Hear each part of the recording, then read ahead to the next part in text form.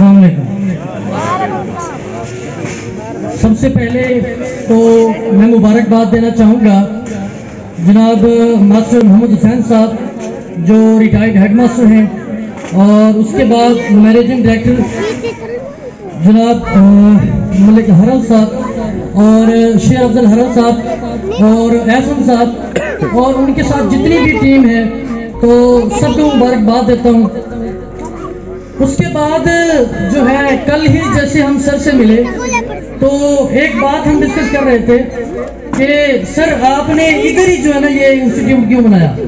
آپ ملتان کے اندر سٹی کے اندر چلے جائیں، بستی ملک میں چلے جائیں، ملتان کے اندر چلے جائیں، تو آپ نے ادھر اسی چیز کا کیوں جو ہے نا یہاں پہ آپ نے کیوں اسٹیپ لیا؟ تو ان کی چند ایک باتیں، ایک تو وہ کہتے ہیں کہ یہاں پہ پرائمری اسکول بھی ہے اور مڈل اسکول بھی ہے، اور اس مڈل تعلیم حاصل کرنے کے بعد جو ہے بچوں کو ملتان میں یا بستی ملک کی طرف موو کرنا پڑتا ہے،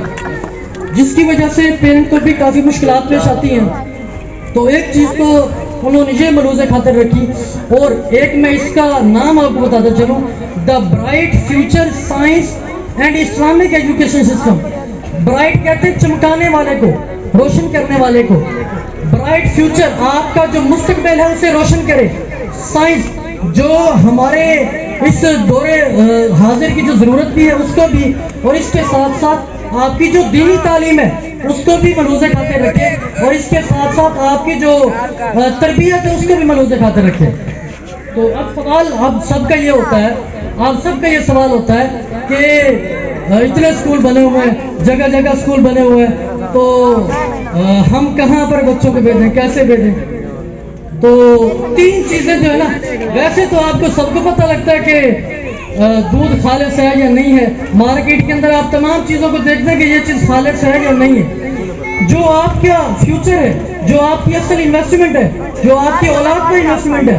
آپ اس کے بارے میں کچھ نہیں سوچتے کہ کیا چیز اس کو نہ خالص مل رہی ہے، کیا چیز خالص مل رہی ہے۔ اچھا، تین چیزیں آپ نے دیکھنی ہے جہاں بھی آپ اپنے بچوں کو بھیجیں پڑھنے کے لیے، تین چیزیں دیکھنی ہے۔ تین چیزیں کون سی ہیں؟ ایک چیز ہے ہمارے پاس اس کی بنیاد، نمبر سیکنڈ ہے اس کی دینی تعلیم، اور نمبر تھرڈ ہے ہمارے پاس اس کی تربیت۔ بنیاد کیا ہے؟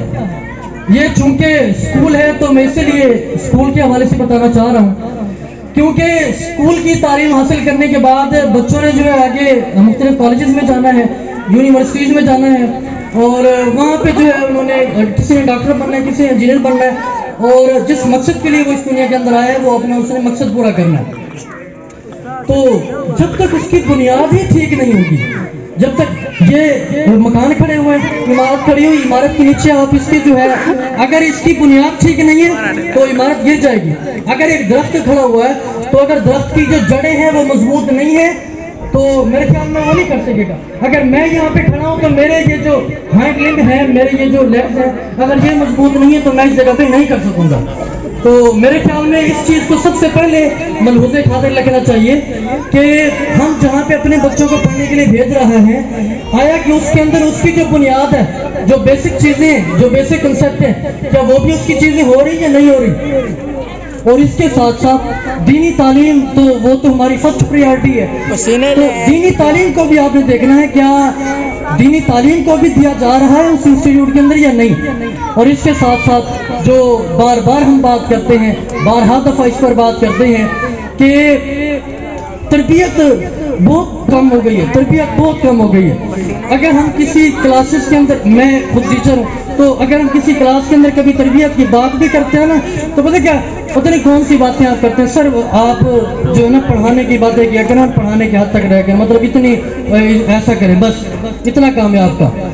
تو یقین کریں آپ کے سامنے ہی حالات آتے ہیں، آپ کی جب اولاد نافرمان ہو جائے، جب بات نہیں مانتی، جب اس کے اخلاق نہیں ہوتے، تب کیا ہوتا ہے؟ اس کا مطلب یہ ہے کہ اس کی تربیت صحیح نہیں ہوئی، وہ آپ کی غلطی ہے، آپ سب کی غلطی ہے، آپ نے اس کی تربیت صحیح نہیں کی۔ تو یہ 3 چیزیں آپ نے دیکھنی ہے، آپ نے چیک کرنا ہے، اور جس انسٹیٹیوٹ کے اندر بھی بچے کو بھیجیں یہ 3 چیزیں لازمی چیک کریں، اور ان کے اساتذہ کے ساتھ آپ کنسرن رہیں تاکہ آپ کو پتہ چلے میرا بچہ کس سائڈ پہ جا رہا ہے، میرے بچے کا کریکٹر کیسے ہے، میرے بچے کی تعلیم کیسے ہے، میرے بچے کی جو بیسک چیزیں ہیں وہ کیسے ہیں، اور میرے بچے کی تربیت کیسے ہے، کیا اس کو دینی تعلیم بھی مل رہی ہے یا نہیں مل رہی۔ اچھا، تو یہ تمام چیزیں آپ نے دیکھنی ہے۔ تو میں گزارش کرتا ہوں کہ جب بھی کسی انسٹیٹیوٹ کے اندر بھیجیں تو ان چیزوں کو ملحوظ خاطر رکھیں۔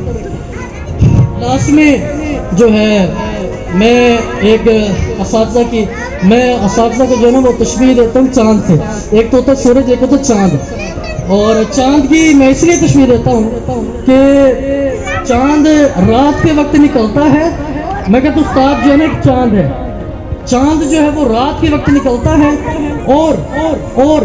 تاریکیوں میں روشنی دیتا ہے، تاریکیوں میں یعنی کہ اندھیرے میں روشنی دیتا ہے۔ سورج نکل رہا روشنی ہے، جب رات ہوتی ہے تو سورج روشنی دیتا ہے، اور ہم جس طرف بھی چلیں یہ تو آپ سب کو پتہ ہے، تو ہمیں ایسا لگتا ہے جیسے وہ جو چاند ہے وہ ہمارے ساتھ ساتھ چل رہا ہے۔ یعنی کہ میں یہ کہتا ہوں کہ استاد جو ہے وہ روشنی دیتا ہے، اندھیرے میں روشنی دیتا ہے،